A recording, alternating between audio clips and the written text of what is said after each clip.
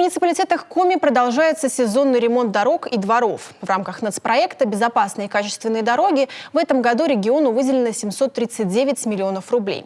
В Сыктывкаре в рамках проекта в этом сезоне планируют отремонтировать 14 участков автодорог протяженностью более 14 километров. На 6 из них в Эжвинском районе столицы ремонт уже завершен. Ухта в программу не вошла, но дорожная кампания здесь тоже в разгаре. Подробности у Виктории Науменко.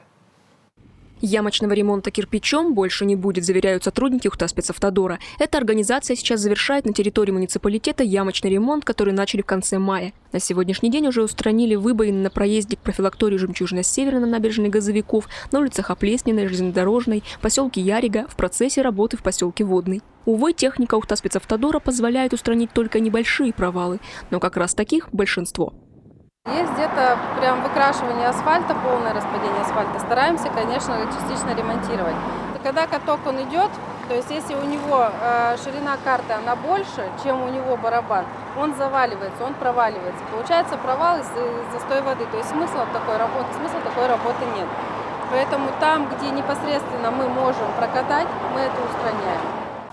Завершен ямочный ремонт и на путепроводе, а на участке дороги до него от бассейна и Ледового дворца асфальт планируют заменить полностью на средства республиканского бюджета. Из городской же казны на ремонт дорог в этом году рассчитывают потратить 78 миллионов рублей. Это у нас полностью набережная Газовиков, будет полностью улица с расширением от въезда, там кусок, который был сделан, до поворота на улицу Довлатова. Будет расширение еще одной полосы. Это у нас полностью кольцо. Потому что вы там видели, наверное, тоже там колейность очень большая, полностью кольцо с выездом до Памира, до поворота на Первомайскую, тоже там у нас колейность получилась. Вовсю идут ремонты в рамках программы формирования комфортной городской среды. В этом году приведут в порядок 2 общественные территории на Яриге и Водном, а также 22 двора. Это по комфортной среде, чтобы было понимание у людей, у всех. Это по комфортной среде. Это деньги федеральные, это деньги республиканские и это деньги местного бюджета. Вот эти 36 миллионов рублей, которые мы планируем на дворовой территории, это вот распределение вот таким образом.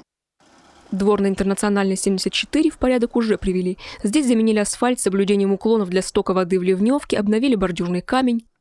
Тут же такая... С такими ухабами была дорога, конечно, лучше, безусловно.